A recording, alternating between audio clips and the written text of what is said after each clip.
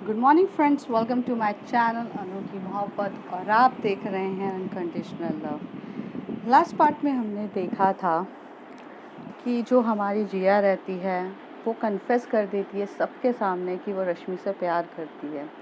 और रश्मि भी जब ये देखती है तो उसे एक तरफ से खुशी होती है और एक तरफ से बेहद पेन होता है कि उनके प्यार को समझने वाला कोई भी नहीं है। और जिया की अपने पेरेंट्स से लड़ाई हो जाती है सबके सामने बर्थडे पार्टी में, और ये बर्थडे जो उसका सबसे बेस्ट बर्थडे होना था वो थोड़ा ना थोड़ा वर्स्ट बर्थडे बन जाता है। अब उसके आगे जब जिया वहाँ से बाहर निकलती है, वो रश्मि का हाथ थामती है और उसे बोलती है, पागल हो क्या तुम, कितना रोती हो, रो क्यों रही हो, मैं किसी और की नहीं हो रही हूँ, तुम्हें बताया ना मैं तुम्हारी हूँ, सिर्फ तुम्हारी ही रहूँगी यार, ट्रस्ट मी। तभी वो एकदम से रश्मि उसका हाथ छोड़ती है और उसे टाइटली हग करती है और बहुत रोने लगती है। जिया उसे बहुत रोते हुए कंसोल करने की कोशिश करती है, बट वो इतने अच्छे से उसे कंसोल नहीं कर पा रही रहती है। तभी रिद्धि और कायरा भागते हुए अपने जो बर्थडे ग्राउंड से बाहर निकलते हुए आते हैं। तभी वो जिया बोलती है, रश्मि कुछ नहीं होता। फिर वो रिद्धि को इशारे से बोलती है कि यार कुछ कर। फिर रिद्धि उसे बोलती है, रश्मि क्या हो गया, तू रो क्यों रही है यार, जिया नहीं जा रही है किसी के पास, उसने कन्फेस किया है कि वो तुझसे प्यार करती है, तेरे साथ है तो अच्छी बात है ना। अरे इतनी बोल्ड एटीट्यूड में किया है कन्फेस, तू भी यार कैसी बात कर रही है, तुझे तो खुश होना चाहिए कि इतने प्यार से इतना सब कुछ एक्सेप्ट करने वाली गर्लफ्रेंड मिली है तुझे। तो तभी वो कहती है, रिद्धि मुझे प्रॉब्लम नहीं है यार, उसने एक्सेप्ट किया है, बट हाँ मैं इस तरीके से सिचुएशन नहीं चाहती थी, हमारी सिचुएशन वर्स्ट से वर्स्ट हो चुकी है यार। मैं सोच रही थी कि मेरे घर वाले नहीं मानेंगे तो मैं जिया के घर वाले से मान लूँगी, यहाँ तो जिया की ही बैंड बज गई। जिया की आंखों में भी कहीं ना कहीं आंसू थे, क्योंकि वो अपने मॉम एंड डैड से बेहद प्यार करती थी और एक अटैच थी। उसकी मॉम उसके लिए बहुत फ्रेंडली थी। तो जब उसे ये बात याद आती है कि उसने जिस तरीके से ये एटीट्यूड वे में बातें करके आ गई है, क्योंकि उस समय उसे सिर्फ जिया को सिर्फ रश्मि दिख रही रहती है, बट हालांकि उसे फिर जब समझ में आता है कि ये जो सिचुएशन उसने ऐसे कर दी है इस वजह से उसके मॉम एंड डैड भी कितने डीपली हर्ट हुए होंगे, तो जिया की आंखों में भी आंसू थे। तभी रश्मि कहती है, अब आप क्यों रो रही हैं? तो कहती है, बात मैं रो नहीं रही हूँ, मुझे बस बुरा लग रहा है कि मेरी मॉम जो मेरे साथ इतनी फ्रेंडली हैं, मैंने उन्हें खुद होकर अपने प्यार का कन्फेशन नहीं किया। उन्हें जिस तरीके से ये पता चला है वो गलत है, बट सिचुएशन ही ऐसी हो गई थी। और अनुभव भी तो यार मेरे बहुत दिल के करीब था, मेरा अच्छा दोस्त था, पर मुझे नहीं पता था कि वो ऐसा सोच रहा है मेरे बारे में। ये जो हालात हुए ये बहुत बेकार हालात हो गए, मुझे नहीं करना था। कहीं न कहीं जिया अपने आँसुओं को रोक रही रहती है, बहुत ज़्यादा उसे बुरा लग चुका रहता है, क्योंकि उसके माइंड में सिर्फ ये रहता है कि वो अपने मॉम एंड डैड से बेहद प्यार करती है और वो नहीं चाहती कि उसका ऐसा कुछ भी हो। तभी जो रश्मि रहती है वो उसे हग करती है। जैसे ही वो उसे हग करती है, जिया को ऐसा लगता है कि किसी ने उसे बहुत प्यार से कंसोल का हग किया, तो वो पहली बार जिया भी बहुत खुल के रोने लगती है। ये दोनों वहीं पर रो रहे थे। जो हमारी कायरा थी वो देखकर अपने आप थोड़ा-सा उसे डर लग रहा था कि कल जाकर ये जो पेन इन लोगों के साथ हुआ है वो मेरे और रिद्धि के बीच में ना हो।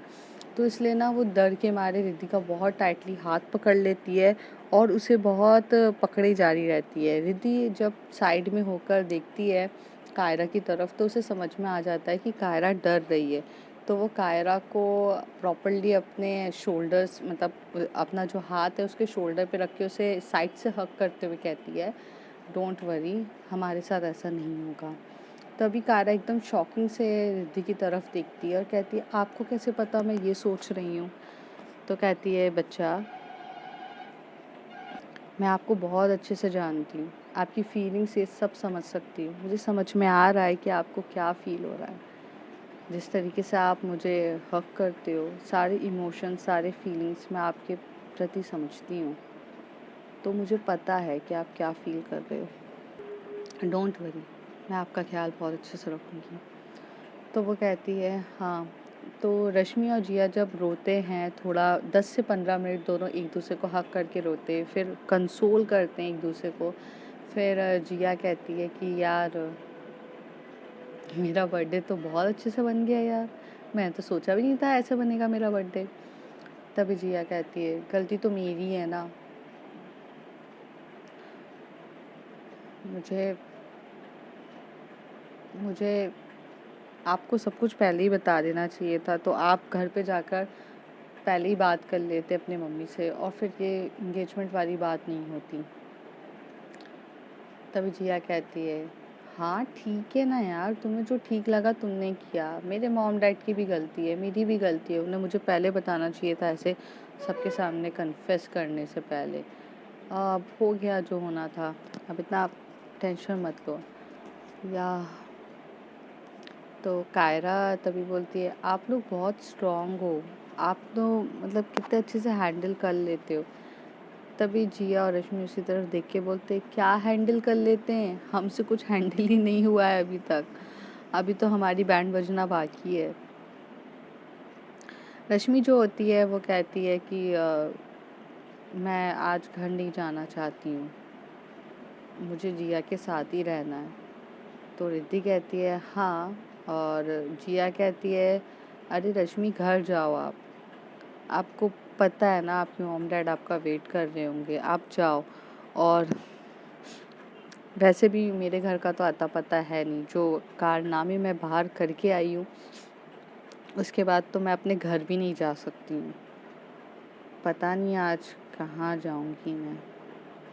तभी दीदी कहती है हो गया तुम दोनों का, तुम दोनों मेरे साथ मेरे घर चल रहे हो, फालतू का इतना टेंशन मत लो, सब होगा, सिचुएशन हैंडल करेंगे, कैसे तैसे है देखते हैं। चलो थोड़ी देर में ये चारों अपनी अपनी कैब मतलब एक कैब बुक करते और वहाँ बैठ के रिद्धि के घर चले जाते। रिद्धि के घर जाते हैं तो गेट ओपन उसके पापा करते, जैसे पापा देखते कि सबका चेहरा लटका हुआ है, रोने जैसा है, उसके डैड पूछते हैं रिद्धि बेटा हुआ क्या है, आज तो बर्थडे था ना जिया, आज तुम्हारा बर्थडे है, अच्छा आज नाइट आउट पार्टी करने आए हो रिद्धि के साथ। तो कोई कुछ बोल ही नहीं रहता है, चेहरा सबका उतरा हुआ रहता है। तो रिद्धि कहती है नहीं पापा नाइट आउट पार्टी नहीं है, बस सिचुएशन थोड़ी सी ख़राब हो गई है। तभी उसके पापा बोलते हैं तुम लोग यहाँ बैठो मैं आता हूँ, और फिर वो अंदर से जाते हैं, वहाँ से पानी के गिलास लेकर आते हैं, सबको पानी देते हैं और बोलते बेटा बताओ तो हुआ क्या है, आप लोग मुझे नहीं बताओगे तो मुझे पता कैसे चलेगा। रश्मि एक तो बेटा तुमने मुझे कुछ बताती नहीं हो आजकल, बताओ हुआ क्या है। तो रश्मि रोते हुए कहती है अंकल वो मेरे घर में तो मेरी शादी की बात चल रही है, ये सब तो ठीक था, पर आज तो जिया की इंगेजमेंट की अनाउंसमेंट हो गई सबके सामने उसके बर्थडे पार्टी पर। और क्या। तब जिया कहती है मैं क्या करती हूँ अंकल, मैं तो रश्मि से प्यार करती हूँ, मैंने सबके सामने कन्फेस कर दिया और मेरे मॉम डैड के बीच में लड़ाई हो गई सबके सामने। फिर रिद्धि कहती है फिर क्या पापा, सिचुएशन ख़राब थी तो मैं इनको अपने घर ले आई, अभी क्या कर सकते हैं, अभी कुछ पता ही नहीं है, अंकल आंटी से भी बात करना भी सही नहीं है क्योंकि माहौल बहुत ज़्यादा गर्म है, उन्हें गुस्सा आ रहा होगा। ओके तो रश्मि तुम्हारे घर में अभी कैसा माहौल है। तो रश्मि कहती है पता नहीं, मैंने तो पूछा तक भी नहीं है, नहीं पता अंकल, मैंने घर पे बात ही नहीं करी अभी। तभी उसके पापा बोलते हैं एक बार बात कर लो घर पे, पता तो चले कि क्या सिचुएशन है। तो रश्मि जो है वो अपने मॉम डैड को कॉल करती है, तो जैसी कॉल करती है वहाँ से उसकी मम्मी इतने गुस्से में चिल्लाकर बोलती रश्मि ये क्या बदतमीज़ी है, तुमने क्या किया है, तुमने जिया को बिगाड़ दिया है, तुम्हारी संगति इतनी ख़राब कैसे हो सकती है, तुम जिया को बिगाड़ रही हो, तुम्हारा और जिया का क्या नाटक चल रहा है, यहाँ जिया की मम्मी आकर हमें क्या क्या बोल रही हैं, तुम्हारे ऐसे क्या कर दिया है जिया के साथ, तुम तो उसकी अच्छी खासी दोस्त थी ना, तुम दोस्ती की आड़ में ये सब गंदगी बचा रहे हो, ये सब क्या चल रहा है, तुम्हें शर्म नहीं आती है रश्मि, तुम कैसी हो। तो रश्मि एकदम से डर जाती है, वो अपना स्पीकर लाउड स्पीकर ऑन कर देती है, जैसे वो लाउड स्पीकर ऑन होता है तो तभी जो जिया कह रहती है वो एकदम से स्पीकर पे बोलती है, आंटी जी, आंटी आप शांत हो जाइए, मुझे नहीं बिगाड़ा है कुछ भी रश्मि ने, हम छोटे से बच्चे नहीं है जो हमें बिगाड़ेंगी। और मेरे मॉम डैड वहाँ क्या कर रहे हैं? तभी वहाँ पे भी स्पीकर पे ऑन रहता है। तभी उसकी मम्मी कहती है, तो क्या करें हम तुम्हारे, तुम कहाँ हो पहले तो ये बताओ। वहाँ पर पूरे के पूरे बर्थडे पार्टी में हमारा तमाशा बनाकर चली गई, भाग गई तुम। तुम्हें ये नहीं होता कि तुम्हें आकर बात करनी चाहिए, हमसे कुछ क्लियर करना चाहिए। और कब से चल रहा है तुम्हारा और रश्मि का? हर चीज़ नहीं हो गई, कुछ बताती नहीं हो, क्या है मतलब, क्या है? हमारी परवरिश में कुछ कमी रह गई थी क्या जिया? तुम्हें हर चीज़ के लिए आज़ादी दी, तुम्हें हर चीज़ के लिए दिया है, तुम जाओ बात करो, सब कुछ करो, तुम मुझे खुद आकर नहीं बता सकती थी? तभी जिया कहती है, मॉम बताने के लिए थोड़ा समय दिया करो। आपने भी कौन सा मुझे बता दिया कि आप अनुभव के साथ मेरी एंगेजमेंट फिक्स कर रही हो? हाँ, मैंने नहीं बताया क्योंकि मैं तुम्हें सरप्राइज़ दे रही थी। जिया की मम्मी कहती है, अरे मैं सरप्राइज़ दे रही थी और अनुभव तो तुम्हारा बहुत अच्छा दोस्त है, मैंने अनुभव से बात करी थी, अनुभव तो तुमसे प्यार करता है। जिया थोड़ा से गुस्से में आके बोलती है, हाँ अनुभव प्यार करता है मम्मा, तो मैं नहीं करती ना, बेटी मैं हूँ आपकी, अनुभव नहीं है आपका बेटा जो आप उससे जाके हर एक चीज़ पूछोगे। 1000 लोग कोई ना कोई किसी ना किसी से मोहब्बत करता है, सबकी शादी कराओगी क्या? और दूसरी बात, मेरे से प्यार करने वाले अगर 5 लोग हैं तो आप 5 लोगों से मेरी शादी कराओगी क्या? तभी जिया की मम्मी गुस्सा, तुम कितनी बकवास वाली बातें कर रही हो, द्रौपदी हो क्या जो तुम शादी करोगी? और हरकतें तो देखो तुम्हारी आजकल कुछ ज़्यादा बदतमीजी नहीं हो रही है तुम्हारी? मम्मा मैं बदतमीजी नहीं कर रही हूँ, जिया कहती है। आपको समझना चाहिए था, आपको पहले मुझसे क्लियर करनी चाहिए थी बात। बर्थडे पार्टी पे आप इस तरीके से ऐसे करोगे तो मेरा रिएक्शन यही मिलेगा। और रही बात रश्मि की, तो हाँ करती हूँ ना मैं उससे प्यार। क्या गलत किया? मोहब्बत बियॉन्ड दी जेंडर होता है मॉम, अगर आपको पता चले तो। रश्मि कहती है, जिया शांत हो जाओ, शांति से बात करते। तभी वहाँ से रश्मि की मम्मी चिल्लाती है, क्या शांति से बात करते, तुमने कौन सा बता दिया? और चलो जिया ने तो सबके सामने कन्फेस किया, वो तो चलो बात खत्म हो गई, तुम्हारे लिए लड़के देखे जा रहे तब तुम्हारा मुंह नहीं खिला कि तुम्हारा और जिया का अफेयर चल रहा है? मम्मा मैं आपको बताती, आप मेरी बात ही नहीं सुन रहे हो यार। मैं पहले कंफर्म तो होनी चाहिए, मैं जिया से तो शादी के लिए प्रपोज करती, आज ही तो हुआ, मैं आज ही आपको आकर बताने वाली थी, बट सब कुछ ऐसे सडनली से हो गया। मेरी कोई गलती नहीं है। ऐसे इन लोगों के बीच में लड़ाई चली रही रहती है। तभी जो रिद्धि है अपने पापा को इशारा करती है कि रोको इन सबको। तो फ़ोन लेते हुए जो रिद्धि के पापा है वो कहते हैं, अरे सुनिए ना, आप लोग मेरी बात सुनिए। देखिए, जानते हैं जो कुछ हुआ वो सही नहीं था, सिचुएशन बहुत ज़्यादा ख़राब हो गई थी, हद से ज़्यादा हो गई है, मैं मानता हूँ। बट ऐसा आप बच्चों पे चिल्लाओ मत। बच्चों ने अपने हिसाब से किया जो उनको ठीक लगा, वो थोड़ी टाइम के बाद आके बताते। आपने बड़ों के हिसाब से किया, आपको एज अ पेरेंट्स जो ठीक लगा आपने किया। यहाँ कॉन्फ्लिक्ट हो गया है कि बच्चों की और आपकी जो सोच है वो मैच नहीं हो पाई। मैं सब कुछ समझता हूँ, ऐसा नहीं है, लेकिन आप मेरी बात तो समझो कि अब बच्चों को ऐसे टॉर्चर करके मतलब नहीं ना, सामने बैठ के हर एक चीज़ बात क्लियर करते हैं। अरे अरे आप नहीं समझ रहे हैं, हमारी पूरी की पूरी कास्ट में इसने हमारी नाक कटा दी है जिया ने। बर्थडे पार्टी चल रही थी, आप नहीं समझ रहे हैं? तभी वो कहते हैं, अरे मैं सब समझ रहा हूँ आपकी बातें, जो हुआ वो सही नहीं था, जिया ने जो कदम उठाया वो बहुत इम्पल्सिव नेचर था, मैं समझ सकता हूँ। बट अब बच्चों पे ऐसे डांट के कुछ होगा तो नहीं ना। और बहन जी आप मेरी बात तो सुनिए, वो चीज़ें जो हो चुकी है वो वापस सही नहीं हो सकती है, बट एटलीस्ट बात करके चीज़ें सही तो हो सकती है। अभी फ़िलहाल बच्चे मेरे पास हैं और वो रिद्धि के साथ ही रहेंगे अभी, उन्हें यहीं पर रहने दो आप थोड़े दिन। आज रात तो ये यहीं रहेंगे, कल सुबह मॉर्निंग में हम सब मिलते हैं, बात करते और सिचुएशन को सही करते हैं। अभी आप लोग टेंशन ना लो। ऐसे कहकर जो उसके पापा है वो फ़ोन को वहाँ कट कर देते हैं। सिचुएशन फ़ोन पर तो कम से कम नॉर्मल ठीक हो जाती है। तभी जिया रश्मि की तरफ देखती है और रश्मि जिया की तरफ देखते हैं। तो रिद्धि बोलती है, तुम दोनों ऊपर जाओ रूम पर, मैं पापा से कुछ बात करती हूँ, जाओ। तो कायरा वहीं पे खड़ी हुई रहती है, तो उसे याद आता है कि कायरा भी है। तो कायरा एक्चुअली ऐसा माहौल देखकर बहुत ज़्यादा डरी चुकी रहती है। तो तभी उसके पापा कहते, बेटा कायरा तुम भी ऊपर जाओ रिद्धि। तो कहती, नहीं नहीं अंकल, मुझे तो घर जाना होगा ना, मेरे मॉम डैड मेरा वेट कर रहे होंगे। तो वो इतनी डरी हुई सी रहती है, सहमी हुई सी रहती है, सिचुएशन उसके सामने इतनी ज़्यादा अलग हो चुकी रहती है, उसे समझ में नहीं आ रहा रहता है। 10 बजे का टाइम रहता है। तो रिद्धि अपने पापा को कहती है, मैं कायरा को घर तक छोड़ कर आती हूँ, क्योंकि रात का टाइम रहता है और उसे बात भी करनी रहती है कायरा से, इसलिए वो जाती है। जब वो कायरा से बाहर तक जाती है तो रिद्धि देखती है कि कायरा बहुत डरी हुई सी है। तभी वो उसको साइड से हक करके बोलती है, क्या हुआ है, आप बात कर सकते हो मुझसे। तो कहती है, वो एकदम से साइड से हटती है और बहुत टाइटली हक करती है, और उसकी आंखों में से भी आंसू और रोना आ जाता है। और वो इतना टाइटली हक करी रहती है रिद्धि को कि रिद्धि को घुटन हो रही रहती है।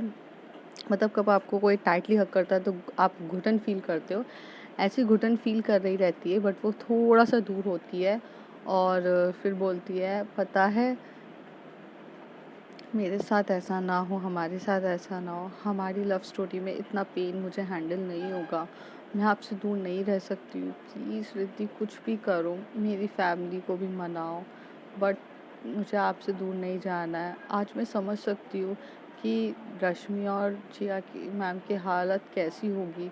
रिद्धि वो लोग कितना पेन में हैं, वो नहीं बता रहे हैं, कितना ज़्यादा पेन है। तभी रिद्धि उसको आराम से हक करती है और बोलती है, बच्चा ये प्यार है, चाहे एक लड़का एक लड़की के बीच में हो, लड़की लड़की के बीच में हो, या किसी के भी बीच में हो, प्यार में दर्द तड़प होती ही है। अगर आप ये सोच रहे हो कि हमारा रिलेशनशिप पब्लिकली नॉर्मल नहीं है, इस वजह से ये पेन हो रहा है, तो आप गलत हो। यहाँ पर अगर एक लड़का लड़की भी प्यार करते तो कभी कास्ट आ जाती है, कभी रिलीजन आ जाता है, कभी कुछ ना कुछ चीज़ें आ जाती है। कभी किसी के कास्ट मैच होती है तो कुंडली मैच नहीं होती, जहाँ कुंडली मैच होती है तो रिलीजन मैच नहीं होता है। ऐसे करके बस दो प्यार करने वालों को अलग करने के लिए पूरी दुनिया बैठी रहती है, और ये रियलिटी है। तो प्यार में तड़प होती ही है। जब आप प्यार करने बैठते हो तो आप ये बात याद रखो कि हर चीज़ हमेशा से एवरग्रीन नहीं रहेगा, अप्स एंड डाउन हर चीज़ होगी। बस नॉर्मल लोगों से थोड़ा 15 और 20% ज़्यादा हमें पेन होगा, क्योंकि हमारी जो मेन प्रॉब्लम ये है कि हमारा जेंडर सेम है। पर हर प्यार वाले को दर्द महसूस करना ही पड़ता है, तड़प। प्यार इतना इजी नहीं होता है कायरा, ये बात समझो। और इस प्यार में भले तड़प है पर सुकून भी तो है। जिया और रश्मि एक दूसरे के साथ हैं, एक दूसरे के पास हैं, खड़े हैं एक दूसरे के लिए। इससे बड़ा और क्या चाहिए आपको। सिचुएशन सही नहीं है, हो जाएगी, आज नहीं तो कल होगी ना। कल मेरे पापा भी बात करेंगे, सबकी फैमिली बात करेगी, सिचुएशन कुछ ना होगा, कंक्लूजन कुछ ना कुछ तो निकालेंगे ही ना सबके सब। लेकिन दर्द तब ज़्यादा बढ़ जाता है कि जब एक पार्टनर कहीं और तड़प रहा और दूसरा पार्टनर कहीं और तड़प रहा और दोनों मिल भी नहीं पा रहे। तो वो जो तड़प होती है ना, वो बहुत ज़्यादा होती है। आज अगर जिया ने वो रिंग पहना दी होती और वो अंदर ही अंदर अपने रूम पे तड़प रही होती, रश्मि यहाँ पर तड़प रही होती, तो वो तड़प ज़्यादा पेनफुल होती एज़ कम्पेयर टू टुडे। हाँ, इन लोगों ने अपनी सोसाइटी से बगावत तो कर ली, पर ये खुद तो सुकून में है ना। यही है, यही प्यार है।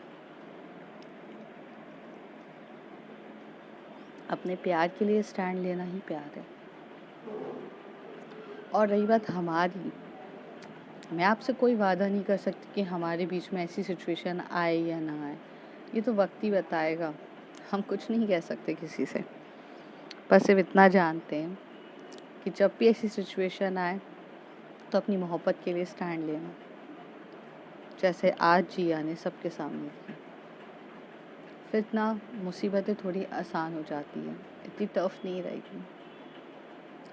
आई होप आप मेरी बात को समझ रही होंगी।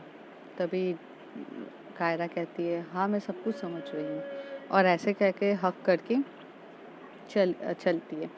ये लोग जब बात कर रहे थे तब बात करते करते ये कायरा के घर तक पहुंच जाती है। कायरा की डोर बेल रिंग बजती है और जो उसकी मम्मी है वो गेट खोलती है। तो जैसे ही उसकी मम्मी गेट खोलती है तो वो बाहर दिखती हैं कि जो रिद्धि है वो छोड़ने आई है कायरा को। तभी वहाँ से वो जो कायरा की मॉम रहती हैं वो एकदम से बोलती हैं रिद्धि बेटा। तो रिद्धि ऐसे टर्न होती है और बोलती है हाँ जी। तो वो कहती है अरे बेटा उस दिन ना वो हॉस्पिटल में जो मैंने आपके साथ बदतमीज़ी करी थी उसके लिए आई एम रियली सॉरी। मैं बस पैनिक हो गई थी अपनी बेटी के चक्कर में, मैं रियली रियली सॉरी। रिद्धि को याद आता है जो हॉस्पिटल में हुआ रहता है और वो ये सोचती है वो पैनिक वाला तो किस्सा कुछ था ही नहीं, आपका कुछ और होगा, क्योंकि ऐसी हरकत तो पैनिक में कोई करता नहीं है। पर वो सीधे कहती है कि इट्स ओके आंटी, हो जाता है, आप कायरा का ख्याल रखिए, थोड़ी रात ज़्यादा हो गई है और पापा मेरा इंतज़ार कर रहे हैं। तो अभी वो पूछती है मम्मी इंतज़ार नहीं कर रही, आप कभी बोलती नहीं हो। तो जो कायरा है वो एकदम से अपनी मम्मी की तरफ देख के बोलती है मॉम वो मैम की मॉम नहीं है। तो वो बोलती है अच्छा आई एम सॉरी बेटा वगैरह ऐसे कह के फिर रिद्धि भी वहाँ से चली जाती है। गेट ओपन ही रहता है, उसके पापा ने ओपन करके रखा रहता है, वो ओपन करती है, फिर अपने पापा के पास जाकर बैठती है और बोलती है पापा। तो उसे पापा बोलते हैं हाँ बेटा बोलो। तो उसे पापा के पास वो बैठती है तो पापा बोलते हैं कि क्या सोच रही हो। तो कहती है पापा कैसे हैंडल करना है सिचुएशन, मुझे समझ में नहीं आ रहा, मैं कैसे हैंडल करूं जिया और रश्मि के लिए। तो कहती है उसे पापा कहते हैं कैसे हैंडल करना है ये तो मैं भी नहीं जानता बेटा, बट इतना जानता हूँ हम बात करेंगे उनके मॉम एंड डैड से, मैं समझाने की कोशिश करूँगा, चीज़ें ऐसी हैं। तुम्हें कोई एतराज़ ना हो तो एग्ज़ाम्पल लेने के लिए मैं तुम्हारा और कायरा का रिलेशन के बारे में बता दूँ उन्हें। रिद्धि थोड़ी देर तक चुप रहती है, तभी उसे पापा बोलते क्यों, प्रॉब्लम है क्या। तो कहती है पापा मुझे बताने में कोई इशू नहीं है, बट कायरा के साइड का नहीं बोल सकती हूँ। अभी कायरा कैसे रिएक्ट करेगी अगर उसे ये पता चला कि मैंने बता दिया तो। बट जहाँ तक मुझे ऐसा लगता है रश्मि और जिया को जब पता था तो उन्हें तब कायरा को कोई इशू नहीं हुआ, तो शायद ना हो। बता दीजिएगा आप, ऐसा कुछ नहीं है। तो उसे पापा बोलते एक बार तुम कायरा से इस बारे में बात कर लेना फिर मुझे बताना, अभी फ़िलहाल तुम्हें मेरी से बात करने से ज़्यादा ऊपर जाओ, रश्मि और जिया की ज़्यादा ज़रूरत है। वो पापा को बाय बोलकर ऊपर जाती है। जब देखती है तो ये दोनों एक दूसरे को हक करके सो चुके रहते हैं, क्योंकि इन लोगों को बहुत ज़्यादा रोते रोते ऐसी हालत हो जाती है कि दोनों सो जाते हैं। जब भी रश्मि बहुत ज़्यादा डरी हुई रहती है तो वो बहुत टाइटली जो जिया को हक करती है, और जिया जब डरी हुई रहती है या जब उसे बहुत ज़्यादा पेन हो रहा रहता है तो उसकी आदत है कि वो अपना जो अपना हाथ से जिया या रश्मि का जिया हमेशा से अपने हाथ से रश्मि का एक कपड़ा पकड़ के टाइटली पकड़ी हुई रहती है, जो हमेशा उसकी आदत है। तो वैसी वो उसके आदत में वो जो कपड़ा पकड़ के ऐसी टाइटली सो रही रहती है। रिद्धि जब उन लोगों को ऐसे प्यार से अपने बेड पे ऐसे सोते हुए दिखती है तो वो बहुत प्यारा फील करती है और वो उन्हें बहुत टाइटली मतलब साइड से आकर एक दूसरे के फोरहेड पे किस करती है और कहती है ऐसे ही हमेशा से साथ रहो और जितना हो सकता है मैं करूँगी कोशिश।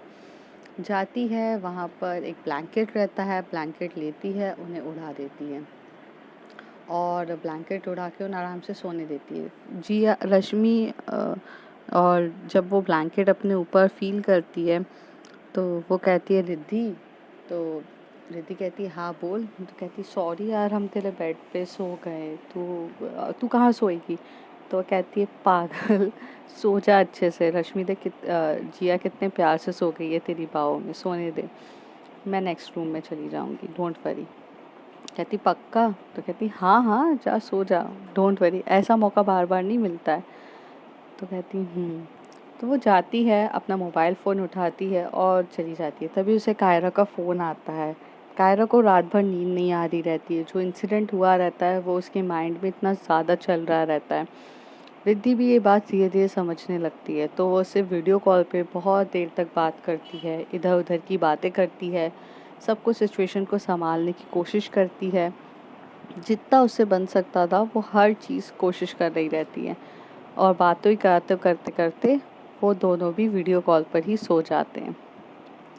अब देखते हैं फ्रेंड्स आगे क्या होता है नेक्स्ट पार्ट में, कैसे रिद्धि के पापा कंसोल करेंगे उसके मॉम एंड डैड को, मतलब जिया और रश्मि के मॉम एंड डैड को, सिचुएशन कैसे होगी। अभी तो बहुत कुछ है, देखते हैं क्या होता है। तब तक के लिए if you like my story, like share and subscribe and thank you.